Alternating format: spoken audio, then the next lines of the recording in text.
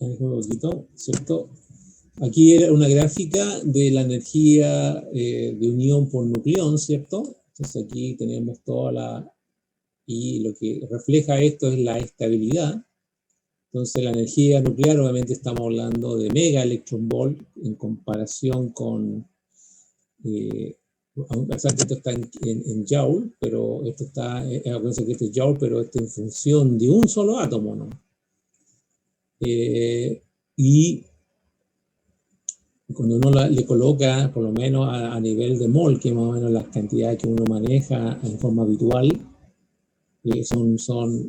imagínate si esto lo multiplicaras por 10 elevado a 23, te queda por 1,5 por 10, por lo menos 1,5 por 10 elevado a 13. O sea, son millones y millones de electron volt. Por eso que lo hacen solamente por nucleón, por uno solo.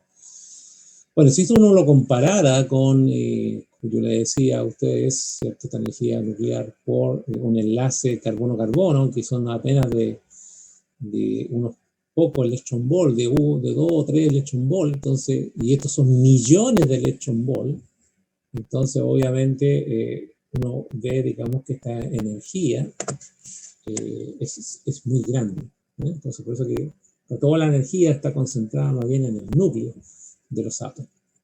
Bueno, pero aquí lo que terminó es que, bueno, aquí lo que hace es que si la energía de unión por nucleón es mayor, ¿cierto? Significa que es mayor la estabilidad.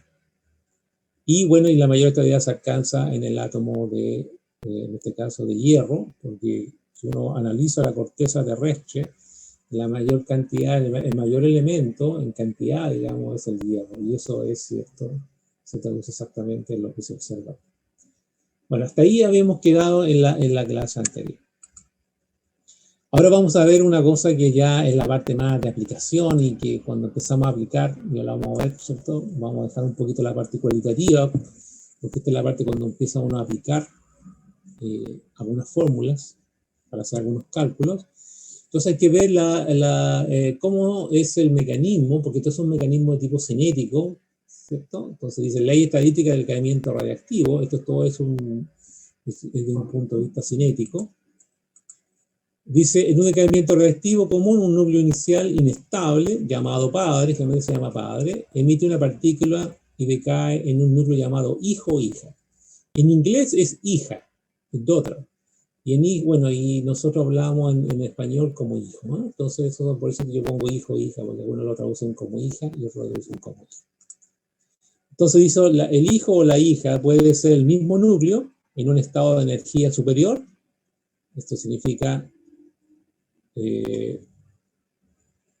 estado de energía superior, de más baja energía, obviamente, como originado por el decaimiento gamma, o un núcleo distinto, como originado por el decaimiento alfa o beta. Entonces, el hijo puede ser de dos tipos. Sin importar qué tipo de partículas se emiten todos los decaimientos nucleares siguen la misma ley, que la ley de decaimiento radiactivo. Entonces, todos siguen una ley de este tipo. Entonces, vamos a considerar la primera parte, un proceso simple. Para los que no vieron conmigo, lamentablemente, la parte cinética, que no alcanzamos a verla en la Físico-Química 1, pero aquí vamos a ver solamente un proceso que es muy simple, que es un proceso de primer orden, y eso es lo que vamos a deducir ahora. Dice, consideremos un proceso simple en que inicialmente N0, núcleo, padre, inestable, se transforma en N núcleos hijos. Entonces, significaría que nosotros tenemos N0 núcleos padres y nos va a dar un N núcleos hijos. O sea, esto se supone que este es inestable y este sería estable, ¿no? Entonces, con esta suposición inicial, entonces vamos a hacer un cambio infinitesimal, ¿cierto? Para ver cómo varía este núcleo en el tiempo, porque estos son procesos que dependen del tiempo, por eso es un proceso cinético. Y cuando tú sacas la derivada de acá arriba, ¿cierto? Estás sacando, digamos, una variación en el número de, en este caso, cómo decae los números iniciales en este caso del par, en función del tiempo. Entonces, te queda que esto es proporcional, o mejor dicho, esto es igual a una constante que se llama lambda, que ya vamos a ver qué es esa constante de proporcionalidad, y n es el número de, en este caso, de núcleo que queda en un tiempo t. Entonces, este n es el... Y esto, si uno lo viera, digamos, ¿cierto? Esto es lo mismo que cuando ustedes hicieron física, ¿no es cierto? Esto es lo que se llama la rapidez, ¿cierto? Cuando hay una variación de algo, por ejemplo, si fuera la variación de la velocidad en función del tiempo, ¿cierto? Esto exactamente sería en función de una distancia, pero este es equivalente a lo que es la rapidez de desintegración en física, ¿sí? Porque aquí tú cambiaste el n o el v por el n. Entonces, por eso se llama la rapidez de desintegración, que define la cinética de desintegración. Y esta es la clave. ¿Por qué cinética? Porque está metido acá una variable que es el tiempo. Esas son las que no podemos ver, no podemos ver ese módulo. Pero aquí lo que yo requiero solamente una cinética de primer orden y esa es la que vamos a deducir ahora. Dice, donde lambda es una constante de proporcionalidad, característico de cada núcleo reactivo o radionuclido, si ustedes acuérdense que se pronuncia de dos formas, ido o eido, yo lo pronuncio como radionucleido, y el signo menos se introduce porque n disminuye. O sea, esto va disminuyendo en el tiempo, claro, porque uno empieza con un n0 inicial, ¿cierto? Y bueno, y este va disminuyendo en el tiempo. Entonces si uno sacara, esta es una ecuación diferencial muy simple de resolver, porque para poder resolver lo único que tú tienes que hacer es esto, ¿cierto? Lo y, ¿cierto? Lo tienes que, de alguna manera, reescribir, ¿cierto? Fíjense, yo reescribo, esto es lo que hice, lo único que hice acá es, esto lo dejo acá arriba, esto lo cambio hacia abajo, entonces me va a quedar dn a dt, ¿cierto? O sea, perdón, dn a dn por menos lambda dt, que es la que aparece acá, al despejarlo, ¿bien? Y después lo único que hace es uno integrar, porque esto es un cambio infinitesimal y uno quiere un cambio total. O sea, cuando yo parto de n0 núcleo hasta una cierta cantidad de núcleos en un tiempo t que va desde 0. Ese 0 está relacionado con el tiempo inicial, ¿cierto? Para la cantidad de núcleos que yo tengo inicialmente, ¿cierto? Y el t es el tiempo que tú quieres obtener. O sea, ¿en cuánto tiempo? ¿En un segundo? ¿En una hora?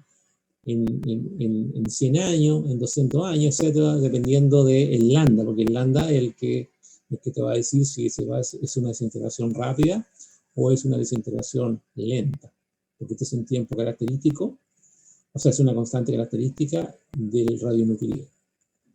Y que está relacionado, después vamos a ver con otro parámetro que ya vamos a ir viendo.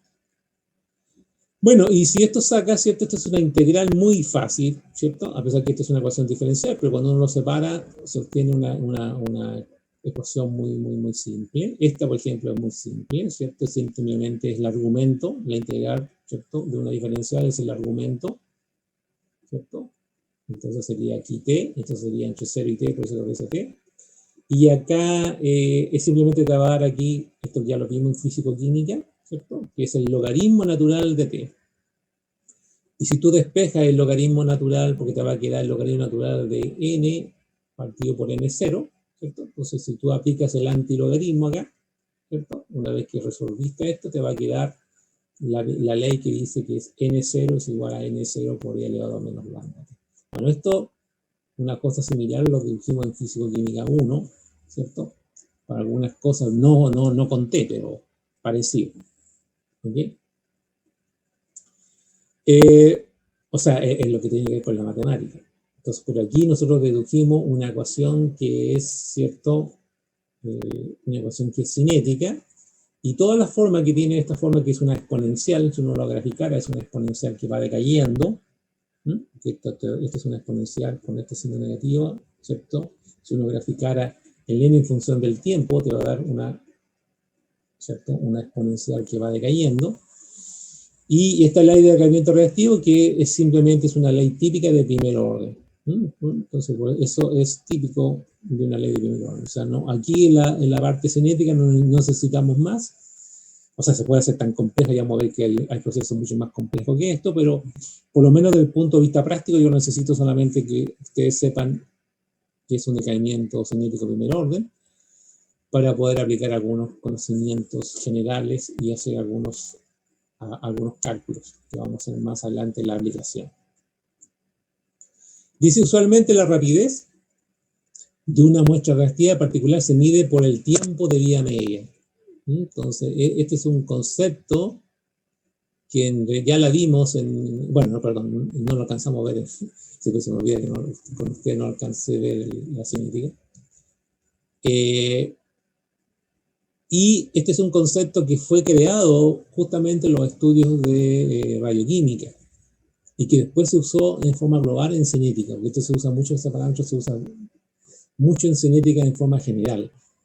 Pero aquí se introdujo este concepto. Es un concepto no es tan complicado, pero es significativo en el punto de vista cuando uno quiere analizar los datos. Dice que es el intervalo de tiempo que se demora N0 núcleos, padre, en reducirse a la mitad. Es decir, fíjense, es simplemente esto. Si yo inicialmente tengo N0 núcleos, por ejemplo, tengo 100 núcleos, entonces cuando ha pasado una vida media, obviamente te queda la mitad, o sea, te queda 50 núcleos, por ejemplo. Eso es lo que dice, ese es el único concepto de vida media, se reduce a la mitad, ¿cierto? Los N0 núcleos iniciales. ¿Okay?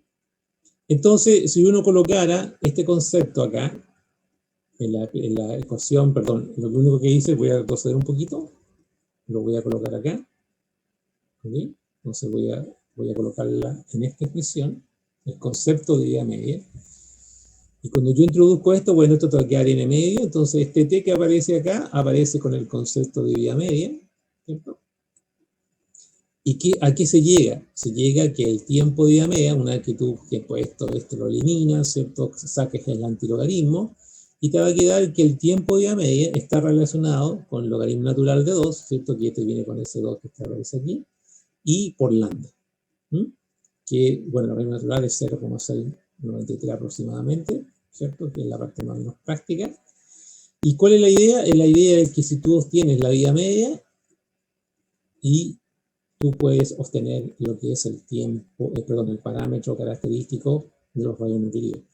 Entonces, esa es la forma experimental en la cual se caracteriza el tiempo el tiempo característico. Porque en las tablas de radionuclido hay unas tablas que son muy grandes, ¿cierto? Esto es muy completa, todo lo que es la parte radioquímica está muy completo. La gente que trabaja en estas cosas, hay tablas muy, muy completas sobre esto.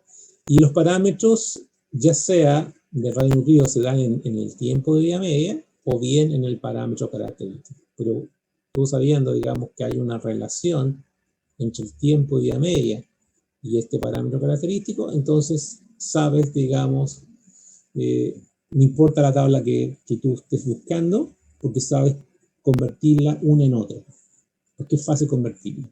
Entonces, esa es la relación entre el tiempo de vida media y este parámetro característico de cada radionuclido. Entonces, esa es la forma más simple de verlo. La cual es un decaimiento muy simple y que es una cinética de primer orden.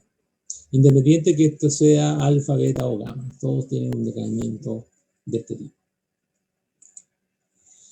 Bueno, si yo tengo tiempo de vida media, ¿se acuerdan? Entonces, cuando han pasado 2 vidas medias, esto se reduce a un cuarto y esto se reduce, por ejemplo, con otra vida media, con 3 vidas medias, esto puede reducir hasta un octavo y así sucesivamente. Entonces, uno puede, en vez de usar el tiempo como continuo, puede usar el parámetro de vida media también para seguir la cinética de desintegración. Y bueno, y esto es mucho más práctico a veces que el tiempo mismo, porque te da a veces información por intervalos. Acá hay una gráfica, ¿ven? En N0, en T, entonces cómo se va describiendo. Esta sería la gráfica general, si yo graficara en función, yo tuviera el parámetro característico, ¿cierto? Y lo graficara en función del tiempo, bueno, te da esta línea roja que está acá. Decaimiento, ¿cierto? Que va llegando, va tendiendo a ser. Y acá, ¿cierto? Se ve dónde corta los intervalos de vida media. Aquí, por ejemplo, tenemos una vida media, ahí tenemos la segunda vida media, ¿cierto? Ahí tendríamos la tercera vida media y así sucesivamente. ¿Ve? Una vida media, 2 vidas medias. Entonces, Las gráficas pueden ser dadas en función de las vidas medias o bien en función del tiempo. Entonces son dos formas de graficar una cinética de primer orden para este tipo de procesos. También dice acá que se puede linealizar. Linealizar significa que si tú aquí aplicas el logaritmo natural, ¿cierto? Te va a quedar el logaritmo natural de n. Esto como es una multiplicación, te queda el logaritmo natural de n 0. Y esto como te queda el logaritmo natural de todo esto, esto simplemente, ¿cierto? Es menos, por este te va a quedar menos lambda t, porque se va el e con el logaritmo. Entonces, si uno lo analiza bien, esto es una variable, esta es una constante. ¿Ven? Si esta es una constante, porque n0 es el n0 inicial, entonces es una constante. Esta es una constante y bueno, y esta es una variable. Entonces, fíjense que lo que es, este simplemente es una línea, es una ecuación de la recta, ¿cierto? Es una ecuación de la recta descendente porque tiene una pendiente negativa. Entonces uno podría graficar el logaritmo natural de n en función del tiempo y lo que te va a dar es una línea recta. Y a través de la pendiente tú podrías calcular, ¿cierto?, el tiempo característico, que sería el lambda. ¿Okay? Que es un parámetro importante. Y a través del lambda yo podría calcular el tiempo de vida media, porque está relacionado con, ¿cierto?, el logaritmo natural de 2, ¿cierto? El tiempo de vida media, el logaritmo natural de 2 por el lambda. Y si yo despejo el lambda puedo calcular el tiempo de vida media. Entonces tengo todos los parámetros que yo necesito para calcular. Por ejemplo, aquí tenemos algunos radionuclidos con sus correspondientes, este parámetro que lo caracteriza, que es el tiempo de vida media, el half-life en años, esto. Aquí hay un isótopos, tenemos el uranio 238, bueno, todos estos son naturales y aquí hay unos radioisótopos sintéticos. ¿Okay?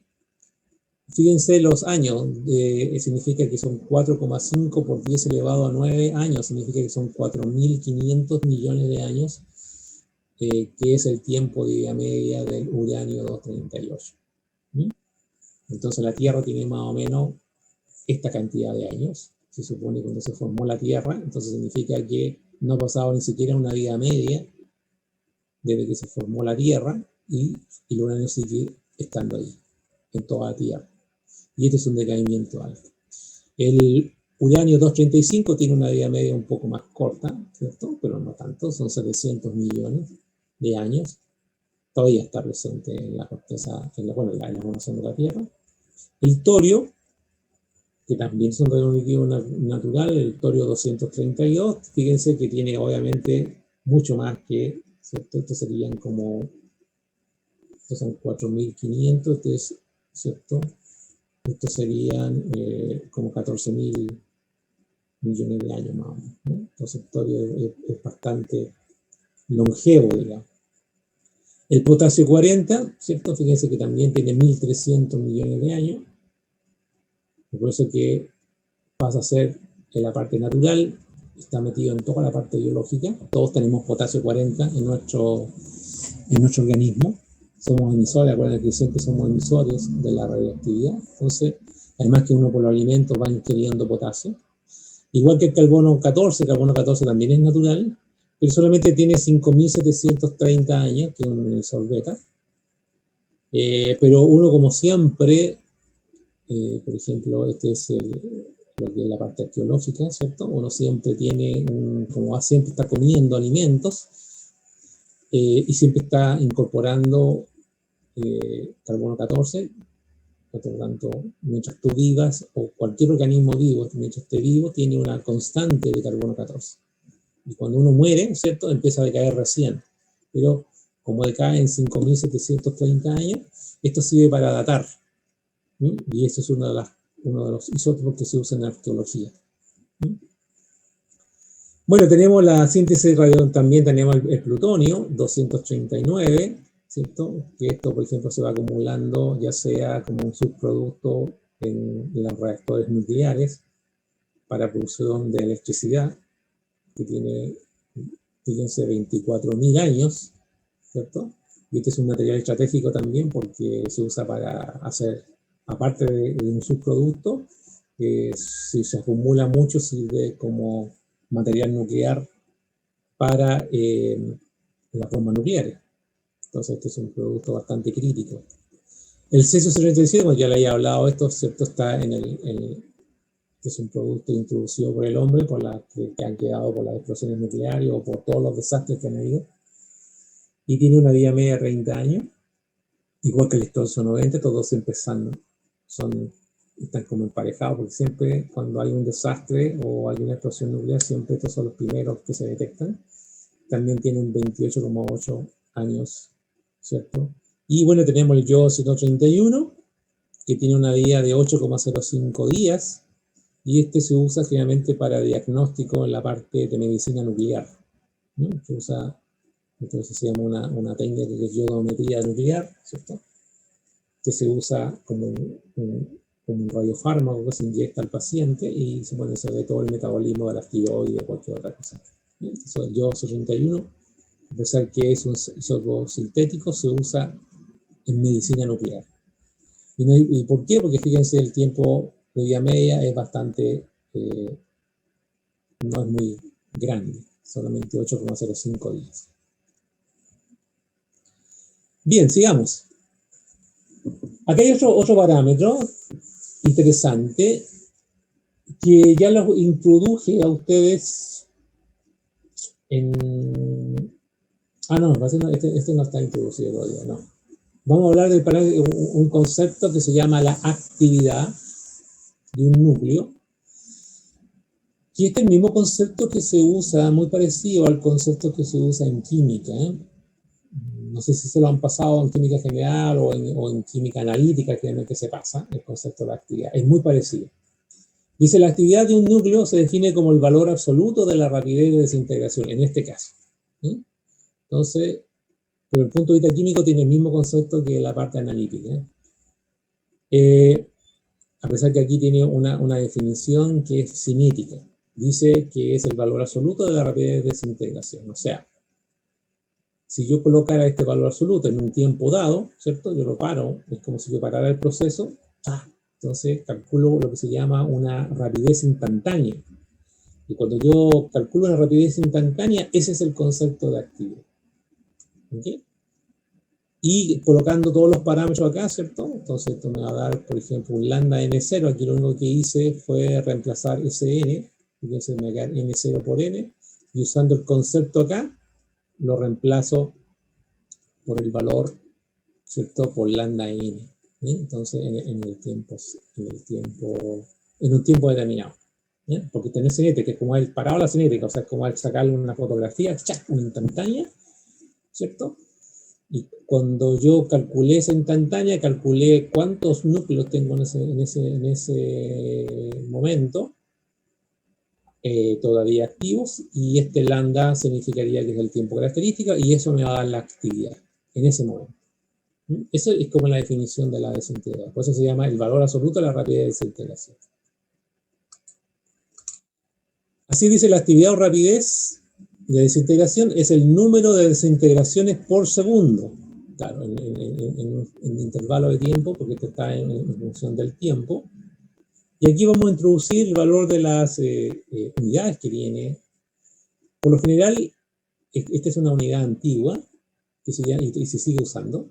Aquí ya lo vamos a ver porque esta es una unidad o menos macroscópica. Dice, la unidad de medida es el Curie o el Becquerel. El Becquerel es el sistema SI, el sistema internacional se hace en Becquerel. Pero este es el sistema más práctico y se sigue usando porque es más práctico. Ya lo vamos a ver por qué es práctico. Porque un Becquerel es una desintegración por segundo, ¿cierto? Una desintegración por segundo. Es como átomo a átomo, es como la parte microscópica. Pero un Curie es 3,7 por 10 elevado a 10 Becquerel. O sea, ya esta es la parte macroscópica. Entonces, por eso es que se sigue usando mejor el Curie, porque es más práctico que el Becquerel. A pesar que este es el sistema internacional, el Becquerel. Entonces, por eso que si uno ve los radionuclidos, si hubiéramos tenido, digamos, clases presenciales, yo lo había llevado al laboratorio y habíamos trabajado con algunos radionuclidos y van a ver que está generalmente rotulado en Curie, no en Becquerel. Bueno, En la parte B dice, consideremos, bueno, es el primer proceso. Nosotros vamos, generalmente en la parte de cálculo vamos a ver solamente procesos que son de primer orden, nada más. Pero también podríamos considerar un proceso de este tipo, en la parte B, que esto va a ser más bien cualitativo, que sí se va ¿cómo se llama? No se va a aplicar, porque es un poco más complejo, pero sí conceptualmente yo lo necesito que usted lo sepa, porque eso se puede preguntar, ¿cierto?, en la prueba, en forma conceptual. Entonces, la B dice, consideremos el siguiente proceso, que son procesos más o menos, es un proceso real, donde dice que un padre, ¿cierto?, un núcleo padre, decae en este caso en una hija, ¿cierto? Viene de daughter en inglés. Pero también es inestable. La hija también es inestable. Y bueno, y va a caer en un nieto. ¿Ok? Hija, nieto, ¿cierto? Entonces, y este nieto es estable.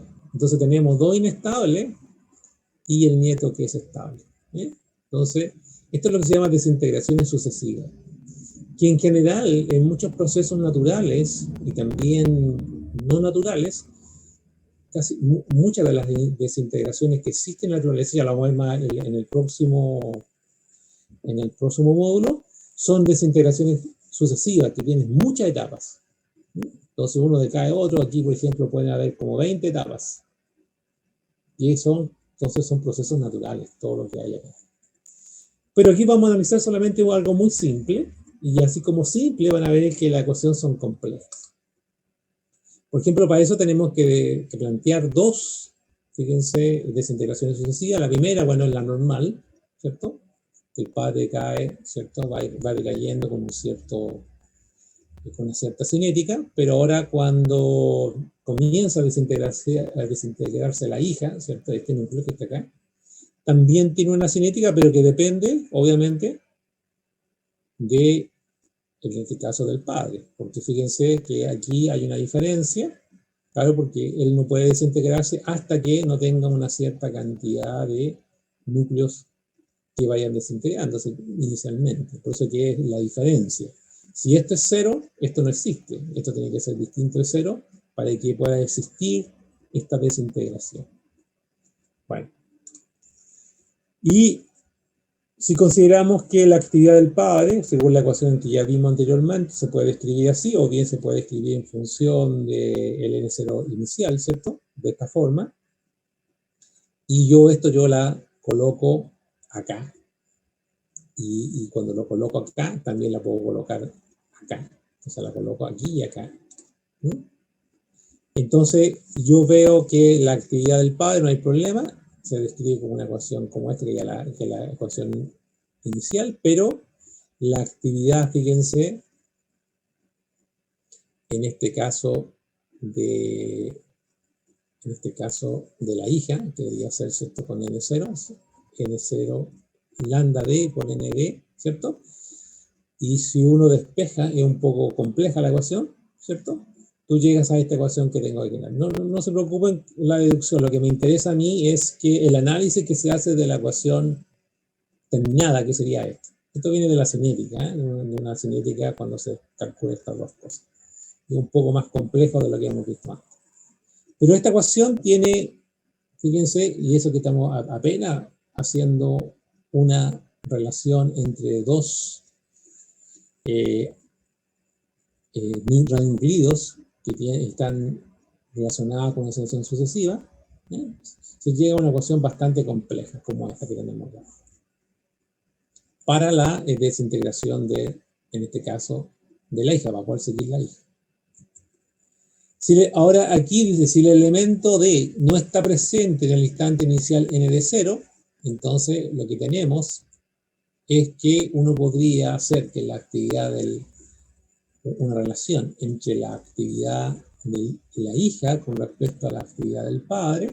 O sea, lo único que se hace acá es dividir toda esta ecuación por esta, y si inicialmente dice no tenemos esta actividad, o sea, esta yo la puedo dejar como 0, eso es lo que dice, esto lo dejamos como 0 porque inicialmente no tenemos si no tenemos inicialmente actividad de la hija, o sea, todavía no tenemos una cosa neta, entonces los vamos a quedar con este último término y lo vamos a dividir por esto, por determinar la actividad del padre.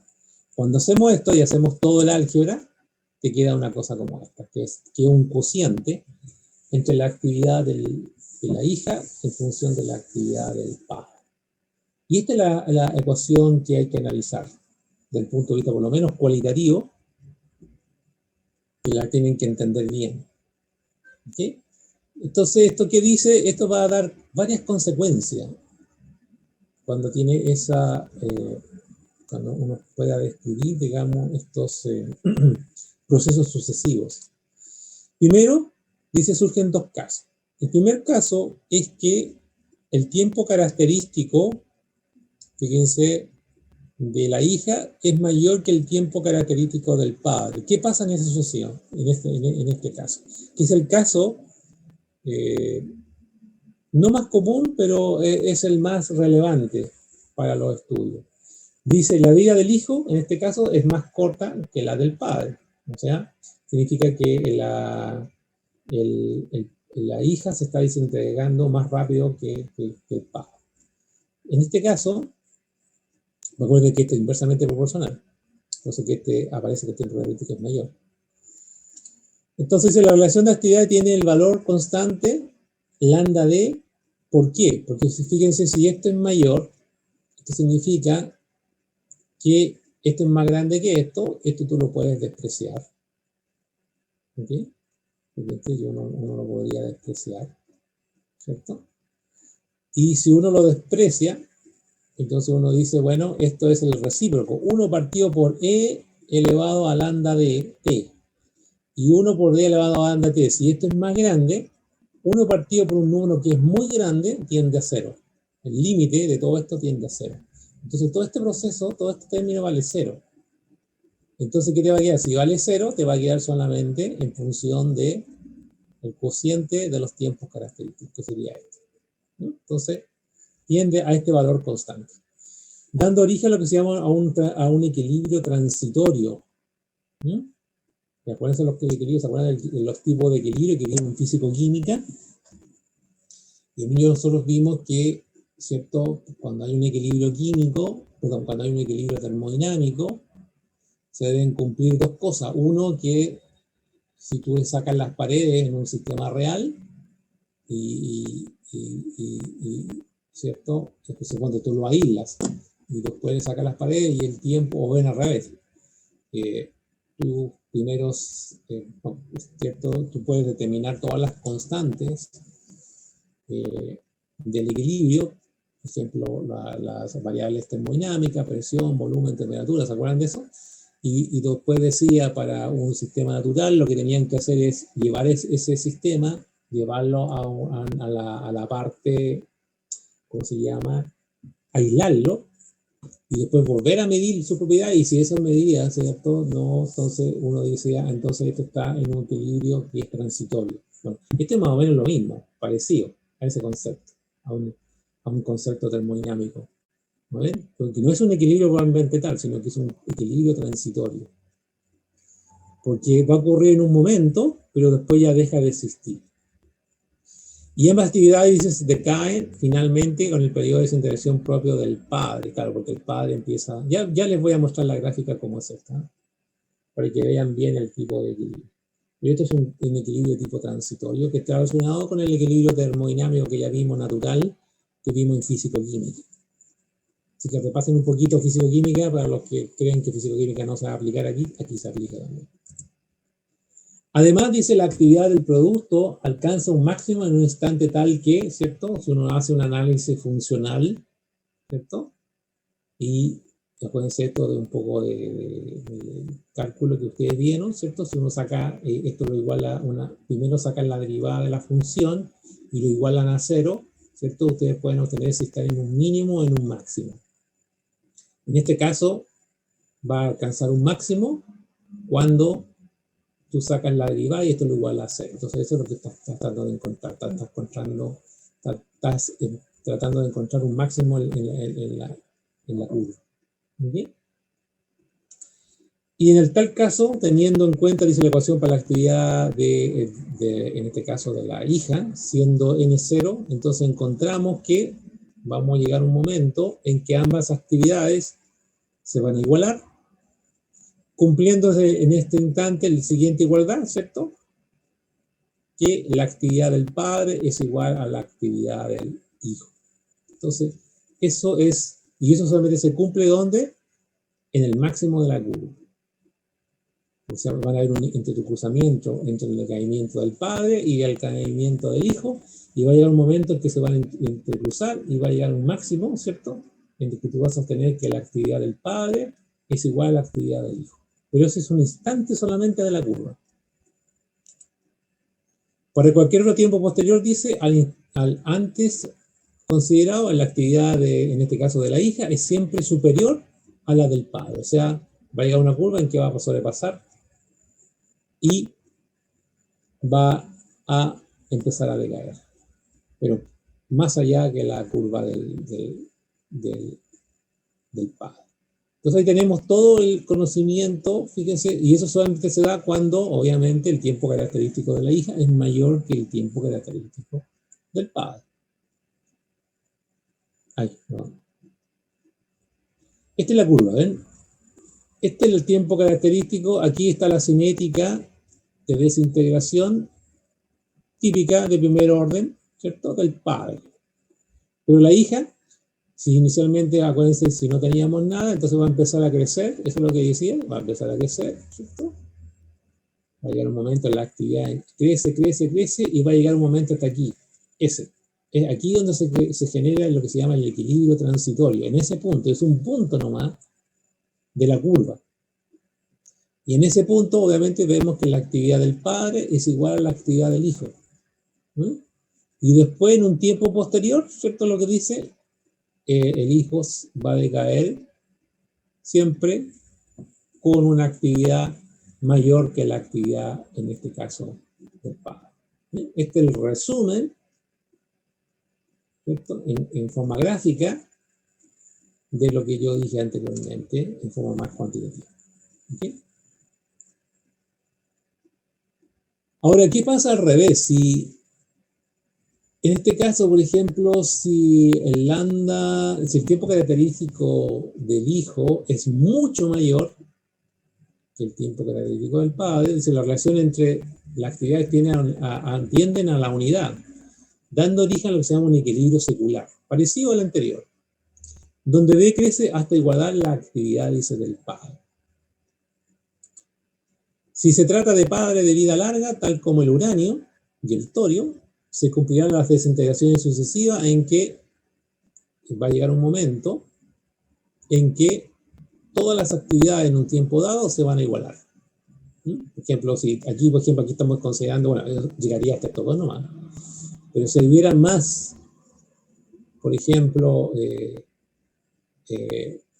núcleos que se están desintegrando, entonces uno podría decir que todo es una constante, ¿cierto? Entonces uno parte de que todos los demás son más pequeños, que todos estos son más grandes que la del padre, entonces se va a generar una constante. Aquí solamente estamos viendo dos nomás, ¿eh? Ojo.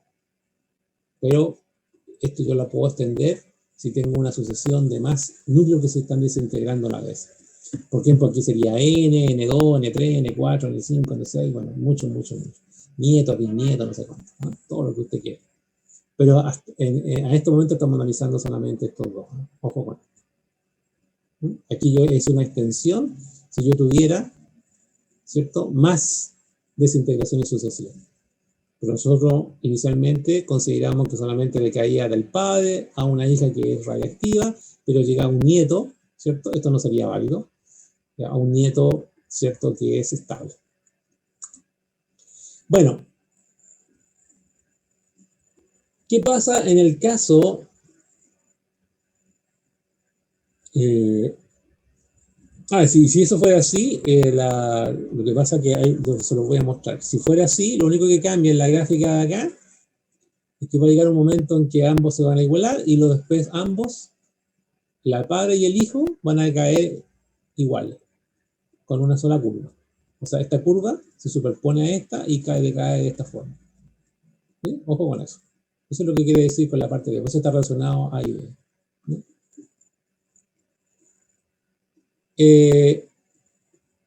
En la otra parte que se no tiene que ver con la B inicial, la otra B, la que dice al otro lado, es una B que tiene que ver con el proceso de decaimiento de la hija. Bueno, este B es distinto. Dice acá, ¿qué pasa al revés? Que el tiempo característico de la hija es mucho menor que el tiempo de característico, o sea, no menor que el tiempo característico del padre. Entonces la vida del hijo, en el fondo, es más larga que la del padre. O sea que va a decaer en el hijo, el padre va a dar origen a un nucleo que tiene un tiempo de vida media más larga que él. Entonces acá dice, para este caso la relación de actividad aumenta continuamente con el tiempo y no existe equilibrio en el sentido riguroso.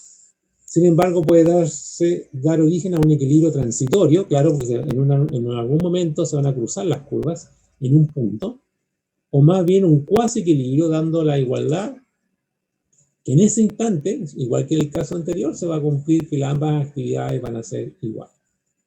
¿Mm? Pero este es solamente, es un instante en el tiempo de desintegración. Entonces, es distinto al caso anterior. Por ejemplo, aquí tenemos, ¿cierto? Lo que uno dice, ¿cierto? Por ejemplo, aquí, por ejemplo, el número de núcleos. Aquí no estamos viendo el número de núcleos, ¿cómo se llama? Que son inestables. Aquí, por ejemplo, va decayendo el número de núcleos, ¿cierto? Del padre. Ahí tenemos la cinética. Ahí, por ejemplo, va aumentando el número de núcleos. En este instante que yo decía, en algún momento se cruzaban, ¿cierto? Y en ese momento ahí hay un equilibrio de tipo transitorio, ¿cierto? O bien, ¿cierto? Un cuasi equilibrio, porque no alcanza a ser equilibrio, porque un tiempo después ya se quiebra el equilibrio. ¿Okay?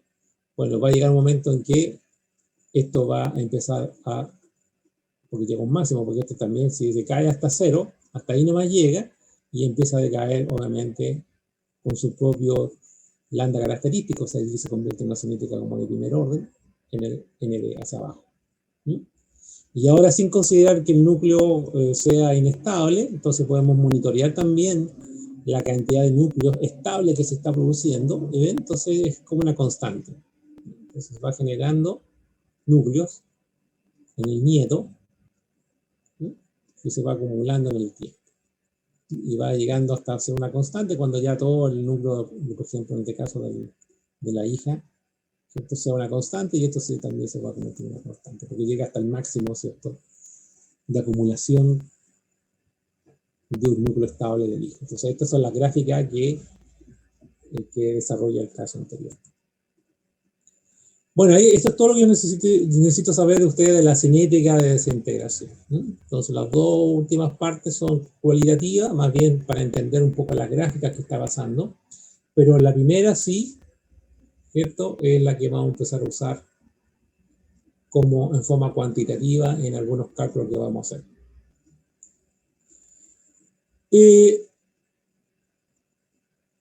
Esta es una cosa importante, dice consideraciones espectrales. Claro, porque ¿cómo se detecta el gamma? Más adelante vamos a hablar de los tipos de detectores, pero ahora vamos a ver más o menos las características generales de estos tipos de decaimiento y cómo se detectan. Dice, en un decaimiento gamma, un núcleo inicial en estado excitado hace una transición a estado de energía bajo, ya se lo había dicho, y en el proceso se emite un fotón. Ese fotón es el que se llama fotón gamma, llamado rayo gamma. Se ha encontrado que los rayos gamma emergen con energía discreta, que demuestran que los núcleos poseen niveles de energía discreta. Cuando ya se lo había mencionado, ¿cierto?, el modelo de Bloch. Igual que la parte electrónica, en el núcleo también existe niveles de energía en el cual están ordenados, generalmente están separados los nucleones, o sea, los protones de los neutrones. ¿Sí? Entonces están igual que, por ejemplo, que los electrones, los átomos, ellos también se distribuyen de una forma muy similar. Claro que la energía involucrada son mucho mayores. Entonces la energía va de los keV O sea, de los 1000 electronvolts a los mega electronvolts, o sea, millones de electronvolts. Y esto es una cosa importante, ¿cierto? La relación entre un electronvolt y kilojoule, que es la unidad MKS, para que vean la relación. Un electronvolt es 96.484 kilojoule. Entonces, eso es una relación que hay que tener presente. ¿Ok? Ya. Este es un espectro típico de un átomo, por ejemplo, de gamma. Esto, por ejemplo, es un espectro, en que ustedes pueden ver, es un espectro discreto, donde uno puede ver todas las señales que tiene el sodio 24. Y la posición, esto es el nudo de canales, ¿sí? Porque aquí ¿cómo se llama? El detector lo va acumulando. Cada canal es un rango de energía en que va acumulando pulsos de energía, ¿sí? Entonces va separando los distintos tipos de contribución energética, ¿sí? Entonces, esto en realidad, los canales están en función de la parte energética que tiene, porque fíjate, en el canal 250 más o menos corresponde a 1368 Kev, y cuando tenemos, por ejemplo, en el 750, en la posición 150 del canal, tenemos equivale a 2754 Kev de energía. Bueno, este es un detector, que puede ser un detector del tipo germanio, que ya lo vamos a ver entre esas características, o germanio-litio, que son típicos para gamma, que son de estado sólido. Pero lo que me interesa más mostrarle a usted es el espectro, ¿sí? Cómo se ve. Entonces se ve, digamos, que es un espectro bastante congruente. Esta señal, cuando aparece esta señal y aparece esta señal, que son las principales, uno dice al tiro lo identifica como el sodio 24. ¿Mm? Bueno, esto está todo modernizado, o sea, significa que tú a veces no haces nada porque el mismo... esto está todo usado a nivel de computación, y es cuando detecta esta señal, porque tiene un banco de datos, el software que lo va acumulando, él te dice exactamente ahí tenemos solo 24. Ni siquiera tienes que hacer tú el análisis, te lo da de forma directa el instrumento. ¿Okay? Yo, por ejemplo, cuando trabajé en la Comisión Chilena de Energía Nuclear, trabajaba con este tipo de espectro para detectar C637, ¿cierto? Y otros elementos que me interesaban desde el punto de vista ambiental, calcular algunas cosas ya sea en material biológico o en material inorgánico. Entonces usábamos el gamma, una gamma grafía, para detectar trazas de ciertos elementos. Y por eso que conozco bastante bien este tipo de espectros.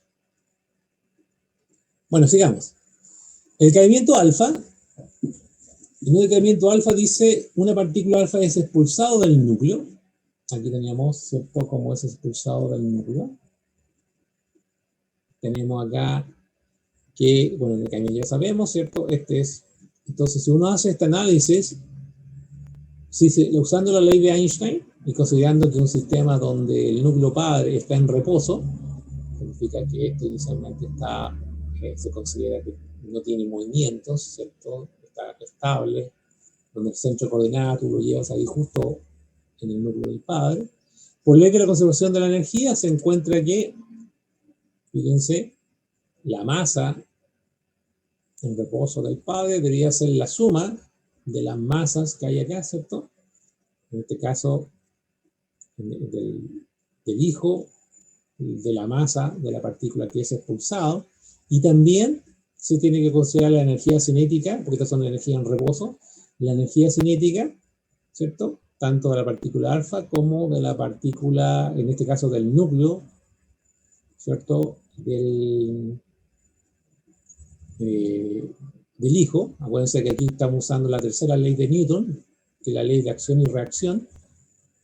Esto es un poquito física clásica para recordar un poquito física, ¿cierto? Porque obviamente si esta partícula sale con una cierta energía y se lleva este tipo de masa, ¿cierto? Igual que cuando tú disparas una bala, ¿cierto? Hay una cosa de retroceso, ¿cierto? Entonces se tiene que considerar también la energía de retroceso de la partícula, del núcleo. O sea, el núcleo como que retrocede un poquito, claro, entonces hay una cantidad mínima, ¿cierto? Comparado con este, que este sale expulsado como más pequeña, sale expulsado a gran velocidad, ¿ok? Pero esta tiene, ¿cierto?, una cierta energía que es la energía cinética de retroceso, ¿cierto? Por la tercera ley de Newton. ¿Ok? Y bueno, y una vez cuando hace todo esto, ¿cierto?, uno puede cuantificar, ¿cierto? En este caso, lo que uno quiere y puede analizar, digamos, la energía y todo lo que hay. Como la energía cinética nunca puede ser negativa, dice, el decaimiento alfa nunca puede ocurrir a menos que, dice, obviamente la masa del padre siempre tiene que ser mayor o igual, ¿cierto?, como la suma de tanto la masa de, en este caso, y la masa de alfa, porque tiene que haber una cierta cantidad de masa, según la ley de Einstein, que se transforma en energía cinética, tanto de retroceso como de energía cinética, por ejemplo, por lo general tiene que ser un poquito mayor que la suma de estos dos. Hay partes que tienen que transformarse en energía cinética, ¿no? Pero en general tiene que cumplirse esta ecuación. Bueno, si un núcleo padre con número másico A decae en reposo, dice la ecuación de la partícula alfa está dada por, acuérdense que el número másico es la suma de los protones más neutrones, ¿cierto? Entonces va a quedar una cosa como esta, donde dice la energía de desintegración, Q, ¿cierto?, que es la energía total liberada en la reacción, ¿cierto?, que sería como un calor liberado, ¿no? Por eso se le llama Q. Claro, pero esto es un calor de temperatura de sobre 6.000 grados, más o menos, para que usted, para poder entendernos. Entonces, perdón, no 6.000 grados, como 6 millones de grados, más o menos. Entonces tenemos acá que la masa del padre menos la masa del hijo menos la masa tiene que dar, digamos, ¿cierto?, la cantidad de energía que se va a hacer liberada. Dice, y se ha encontrado que Q es una constante para cualquier decaimiento alfa y tiene el mismo valor para todos los observadores, ¿no? Eso tiene que ver un poco con un poco cómo se calculan este tipo de magnitudes. ¿Okay? Si el núcleo padre está en reposo, se encuentra que el Q es simplemente la suma de la energía cinética tanto de retroceso como de la energía cinética que lleva, en este caso, la partícula alfa. Y bueno, y en base a eso, significaría que, fíjense, los espectros también son discretos de la partícula alfa. Pero obviamente los números de canales son mucho más estrechos, ¿no? Solamente llega hasta 80 canales, y esto significa que aquí hay un ancho muy grande. ¿Okay? Entonces, a pesar que la partícula alfa también tiene un espectro característico, son bastante complejos de calcular. Yo, por ejemplo, allá donde yo estuve trabajando, teníamos un detector de partícula alfa, y la partícula pero para polvo, fundamentalmente, y lo que uno hacía es colocarlo, para que ustedes se lo imaginen, colocar, por ejemplo, pulverizábamos las muestras y se colocaba como en una bandeja, porque obviamente, acuérdense que el alfa tiene, no vive mucho por las características que tiene el alfa, porque es muy grande. Entonces se coloca toda la sustancia pulverizada sobre una plancha y el detector está muy cerca en este caso, de la muestra, que es una muestra polvo que se trata de colocar en forma muy homogénea, ojalá una monocapa, no como vaya una monocapa, pero ojalá tener una monocapa de muestra con un cierto tamaño de partículas del polvo, y ahí podríamos sacar el espectro alfa, pero era bastante engorroso calcular este tipo de cosas, ¿eh? Y esto también estaba interfaceado y todo tipo de cosas, y obteníamos curvas como esta, o sea, perdón, espectros como este. Pero la idea es que se obtiene el espectro alfa, no hay problema, uno podría identificar, ¿cierto?, qué tipo de alfa es, ¿eh? De qué tipo de elemento proviene. Por ejemplo, si está dentro de esta zona, este pertenece al radón, esto pertenece al torio, Entonces, dependiendo en qué zona tengas, por ejemplo, se podría analizar esta, por ejemplo, si fuera el torio, se necesitaría analizar esta y esta. Si aparecen esas tres líneas, entonces dices, entonces es un alfa que proviene del torio. Entonces, así sucesivamente. Entonces, ahí tenemos, o si aparece esta, aparece del radón torio, bueno, ahí es un poco más compleja, se hace otro tipo de análisis. Pero se podría distinguir, a pesar que hay un ancho banda bastante complejo acá. No es fácil calcularlo, pero la idea es que se parecen a los espectros gamma, pero más anchos. El caso de caimiento beta ya es mucho más complejo. Acuérdense que en un caimiento beta siempre está acompañada por este tipo de partícula, ¿cierto? Que es un neutrino. Este neutrino, yo le dije para análisis cualitativo, no hay ningún problema, pero cuando queremos sacar un espectro, pucha que molesta.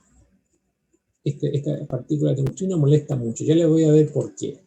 Si el neutrino no fuera parte, dicen los productos de caimiento de la conservación de energía y del momento, se deduciría a partir del decaimiento de dos cuerpos y la partícula beta sería expulsada con una sola energía. ¿Ok? Y esto es interesante porque la física, toda la física que existe actualmente, solamente se resuelve en función de una interacción de dos cuerpos. ¿Ok? Por ejemplo, nos ha podido resolver la interacción simultánea de tres cuerpos. Eso está, aunque ustedes no lo crean, eso ya lleva más de 150 años y todavía no se puede resolver. O sea, solamente la interacción de dos cuerpos es que se sabe, la física y toda la matemática que hay, solamente se puede resolver para interacción de dos cuerpos. Y claro, y esto es básicamente dos cuerpos, porque aquí el protón, si no tuviera el neutrino, sería el protón más la partícula beta, ahí seríamos los dos cuerpos, ¿ven? Entonces uno podía aplicar perfectamente toda la física que hay hasta el momento y se obtendría, digamos, un espectro muy parecido al gamma o al alfa. Pero resulta que por tener esta beta, o sea, por este no produce ese efecto. Dice, sin embargo, experimentalmente se encuentra que la partícula beta tiene una distribución de energía que va desde cero hasta una energía máxima. Y esto se debe a la existencia de ¿quién? De esta partícula que es el neutrino, que molesta mucho. ¿Y por qué? Porque resulta que esta partícula, si fuera emitida con una sola energía, no habría ningún problema. Pero acuérdense que esta, ¿para qué se emitía? Es para compensar la energética una vez que se disocia en un protón más un beta, la partícula del neutrino es para compensar la energía una vez que es expulsada. Entonces esta tiene, para poder compensarla, en realidad el neutrino también es expulsado con distintos tipos de energía. Y eso hace que obviamente no se puedan separar. Y eso hace que cubra un espectro muy grande el beta. Entonces fíjense, yo les voy a mostrar acá, por ejemplo, cómo son los espectros beta. ¿Ven? Entonces es muy ancho. Este, por ejemplo, es para bismuto 211 y este para aquí con un positrón que tiene el mismo comportamiento. ¿Ven? Es muy ancho. Este para el nitrógeno 13. Y esto cómo se obtiene, o sea, cuando uno hace un espectro beta, yo me acuerdo que tuve que hacer, porque nosotros hacíamos un análisis para ver contaminación de ciertos elementos, por ejemplo, leches, finalmente, porque por la Comisión Chilena de Geografía pasaban todas las leches que vienen del extranjero, inclusive la leche purita, ¿cierto? Que va a los lactantes, que va a los consultorios, todo eso se tiene que analizar, porque no puede tener un nivel superior de ciertos niveles que no están permitidos, en este caso por la Organización Mundial de la Salud, ¿cierto? Entonces ahí yo me acuerdo que todos los productos lácteos llegaban a nuestro laboratorio, cuando yo trabajaba ya en la comisión, y el problema es que cuando llegaba leche teníamos que hacer una separación de la muestra, porque teníamos que separar exactamente el radionuclídeo, en este caso era cesio 137 que queríamos analizar, y el análisis se demoraba como un día y al otro día recién podíamos hacer el análisis. ¿Okay? ¿Por qué? Porque tienes que separarlo. No puedes llegar y meter, porque por el beta era súper interesante, porque el beta nosotros colocábamos la muestra tal cual, como viniera nomás, y se calculaba el espectro gamma, y ahí el espectro gamma como ve las zonas perfectamente, no teníamos toda la cantidad de radionuclidos gamma que podría tener la muestra. Pero en este caso no. En el caso del beta había que hacer separación. Entonces teníamos, ¿por qué? Pues teníamos que llegar a una cosa como esta, llegamos a una cosa como esta. Cuando sacamos el área bajo la curva, la cuantizamos, ¿cierto? Si esto se puede integrar, ¿cierto? Entonces se integra, se calcula todo el área bajo la curva y bajo la curva nos da la actividad en el fondo del beta. Así se calcula, ¿no? En la forma práctica. Igual que acá, uno puede, lo que se obtiene es una gráfica como esta, y el área bajo la curva te da toda la actividad del momento. Y eso había que calcularlo, o sea, y generalmente teníamos un equipo que era como manual, calculábamos la y después hacíamos la transformación digital para poder calcular el área bajo la curva. Bueno, pero ese es el problema del beta, ¿eh? Entonces el beta tiene ese problema. Bueno, y hasta ahí no me llegamos. Hasta ahí después vamos a ir viendo algunas cosas más, lo vamos a reflotar un poquito cuando veamos los detectores, ¿cierto? Los tipos de detectores que son para este tipo de análisis. Yo le estoy mostrando mi experiencia, yo tengo experiencia en este tipo de cosas, por eso que hago radioquímica. Me involucré bastante en varios tipos de análisis, usando radionuclidos y usando varias técnicas para poder cuantificar lo que tiene que ver con radiación. Preguntas.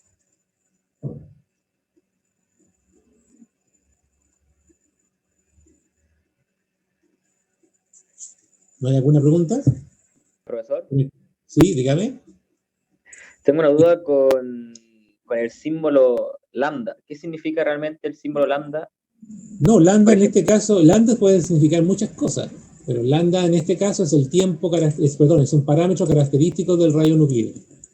¿Ok? Ah, ya. Aquí te lo voy a mostrar. O sea, cuando aparece esta forma, ¿cierto? Ese lambda que está ahí. ¿Lo Claro. ves? Bueno, ¿Sí? ese es el tiempo característico. Por aquí parece que no está dicho, ¿eh? Si no me equivoco, déjame ver. Creo que lo dije acá. Este lambda es una constante de proporcionalidad característico de un virus. En realidad es una constante característica. Así tú lo puedes encontrar.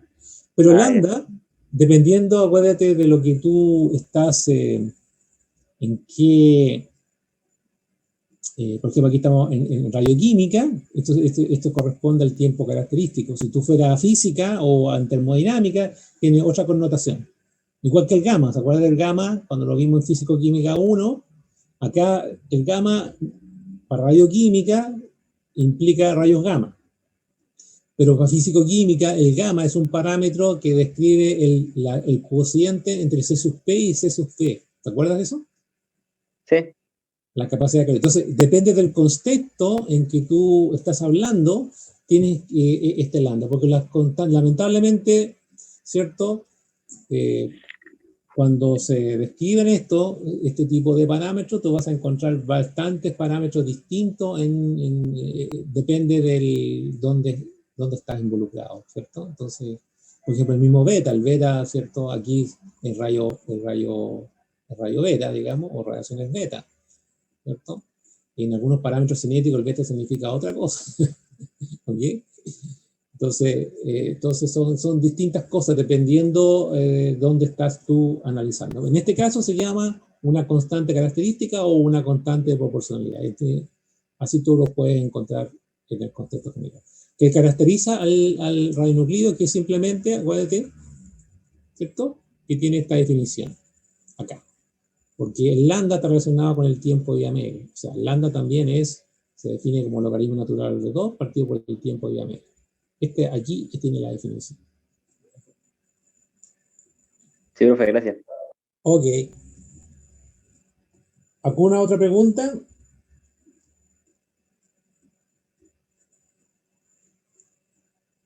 No hay preguntas. Bien. A ver, voy a desconectarme 5 minutitos, pero vamos a hacer una pausa. No se me vayan, todavía falta clase. Voy a pausar la grabación. Y voy, porque vamos a empezar a hacer los ejercicios, así que mientras tanto busquen ustedes, ¿cierto? Les voy a dar 2 o 3 minutitos, busquen la guía, porque vamos a empezar a hacer la guía. ¿Sí? Yo necesito prepararla porque no sé dónde la dejé, así que denme unos 2 o 3 minutos para preparar la guía.